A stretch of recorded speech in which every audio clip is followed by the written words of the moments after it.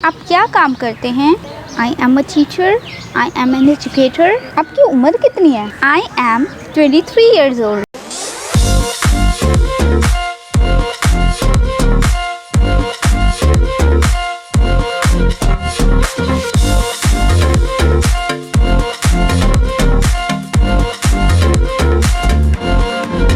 Bismillahirrahmanirrahim and Assalamualaikum। This is me Sabah and you are watching my YouTube channel जिसका नाम है पढ़ाई घर। तो स्टूडेंट्स, आज भी हम अपनी पिछली 3 वीडियो का बैकअप लेंगे। लाइक जिस तरह हमने video 1, video 2, video 3 like spoken English की तरफ जब हम जा रहे हैं और स्पोकन इंग्लिश की हम बात कर रहे हैं, तो उसमें कुछ ऐसे सेंटेंसेस होते हैं जो कि हमसे कोई पूछ ले तो हम उसका रिप्लाई किस तरह से दें, तो हम कंफ्यूज हो जाते हैं कि हम वहाँ क्या यूज़ करें। जिस तरह एक दफ़ा जब मैं शादी में गई तो मुझसे किसी ने पूछा कि आप क्या काम करती हैं, तो उस टाइम पे उन्होंने जो मुझसे इंग्लिश में पूछा, मेरे जहन में, क्योंकि इंग्लिश सीख रहे हैं ना, तो होता ये है कि जब हम इंग्लिश सीखते हैं तो हम सोचना भी शुरू कर देते हैं इंग्लिश की तरह। तो अब जब उन्होंने मुझे सवाल किया ना, तो फिर मैंने सोचा कि इसको इंग्लिश में क्या कहते हैं लाइक, तो फिर मैंने सोचा कि इसको इंग्लिश में इस तरह से बोलेंगे, what do you do for living. So इसका रिप्लाई क्या होगा? I am a teacher, I am a doctor, I am an educator.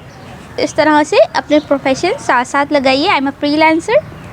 तो इस तरह अपने प्रोफेशन साथ के साथ लगाइए एंड इसकी प्रैक्टिस कीजिए। फिर मैंने सोचा कि मैं एक हफ्ते से इंग्लिश सीख रही हूँ, इसको इंग्लिश में क्या कहेंगे? I have been learning English since 1 week, since last 1 week, या मैं पिछले 1 महीने से इंग्लिश सीख रही हूँ। I have been learning English since last 1 month। फिर एक और सवाल जो हर कोई, आई थिंक किसी को देख के ना, आंटियाँ मोस्टली ये क्वेश्चन पूछती हैं, क्या बेटा आपकी उम्र कितनी है?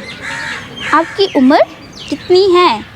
How old are you? तो आप कहेंगे मैं 23 साल की हूँ, या जो भी आपकी एज है आप उसमें ऐड कर सकते हैं। I am 23 years old, I am 20 years old, I am sweet 16। इस तरह से आप अपनी जो एज है वो काउंट करके इस तरह सेंटेंस बना सकते हैं। अगर आप किसी को कहना चाहते हैं वाह बहुत अच्छा, आप उसको इंग्लिश में कैसे कहेंगे? Oh that's great, that's good, मुझे जाना है।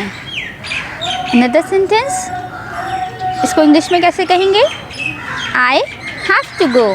अब अगर कोई कहे प्लीज़ डोंट गो, नहीं जाइए, रुक जाइए, तो आप उसको रिप्लाई देंगे मैं जल्द वापस आऊँगा। I will be right back. अगर आपसे कोई गलती हो जाए तो आप कह सकते हैं माजरत चाहता हूँ।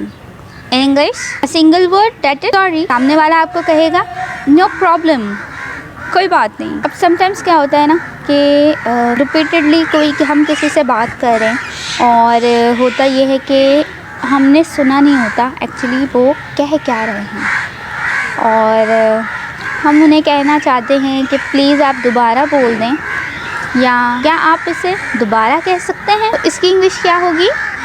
कैन यू प्लीज़ से इट अगैन, या इसको इस तरह से भी कह सकते हैं कैन यू से इट अगैन प्लीज़। मोस्टली जब आप किसी से कन्वर्सेशन करते हैं ना, तो इस तरह होता है कि किसी की आदत होती है बहुत ज़्यादा स्पीड में बोलने की, और क्योंकि आपकी हैबिट है कि आप बहुत स्लो लिसनर हैं, तो अब आप उनको इंग्लिश में कहना चाह रहे हैं कि क्या आप इसे आहिस्ता कह सकते हैं प्लीज़, मेहरबानी करके आप आहिस्ता बोलिए। तो आप इसको इंग्लिश में कह सकते हैं can you speak slowly please, request कर रहे हैं आप।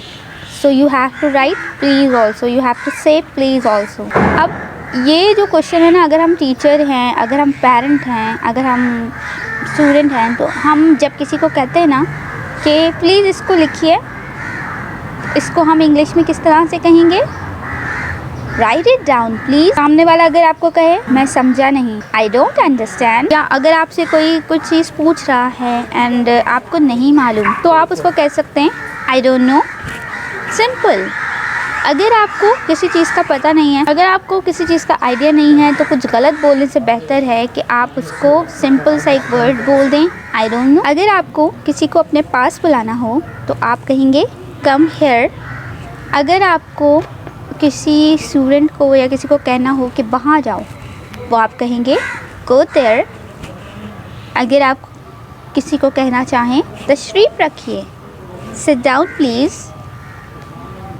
अगर आप किसी को करें खड़े हो जाइए, stand up please, you have to say please with your sentence. Like आपने प्लीज़ ये जो कुछ कर्टेसी वर्ड्स होते हैं ये आप अपनी लैंग्वेज में अगर यूज़ करना शुरू कर देंगे ना, तो एक बात याद रखिएगा कि अगर आपसे कोई नाराज़ होगा, कोई गुस्सा होगा, कोई आपकी बात सुनना नहीं चाह रहा, तो ये जो वर्ड्स है ना, ये आपकी लाइफ में वो आपके एज अ फ्रेंड काम करेंगे, जो कि आपकी फ्रेंडशिप है ना वो उस बंदे से करवा देंगे। तो कोशिश कीजिए ये कुछ सॉरी, प्लीज़, थैंक यू, ये वर्ड्स जो हैं अपनी कन्वर्सेशन में साथ के साथ ऐड करते जाइए। तो स्टूडेंट्स, ये थी हमारी आज की वीडियो जिसमें हमने कुछ इंग्लिश कन्वर्सेशन प्रैक्टिस करने की कोशिश की।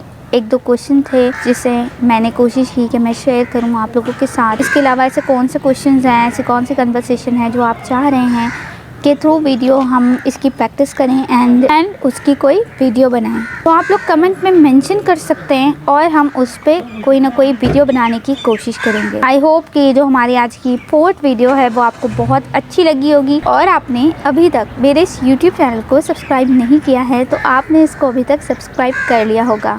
वीडियो देखने का आपका बहुत बहुत शुक्रिया। अपना बहुत सारा ख्याल रखिएगा। एंड ये जो लोग डीमोटिवेट करते हैं ना आपको लाइफ में, ये यू कांट डू इट, आप नहीं कर सकते, ये सब बेकार है, ये सब फजूल है, तो इन लोगों को थोड़ा सा अवॉइड करके ना just do whatever you want. So कोशिश करें कि अपनी प्रैक्टिस जारी रखिए, मूवीज़ देखिए, वीडियोज़ देखिए, बोलने की कोशिश कीजिए, मिरर के आगे बोलिए, किसी के आगे बोलिए, गलत बोलिए बट बोलिए। You have to be confident. Wish you good luck for your future. अपना बहुत सारा ख्याल रखिएगा और अपनी दुआओं में मुझे भी याद रखिएगा। अल्लाह हाफिज़।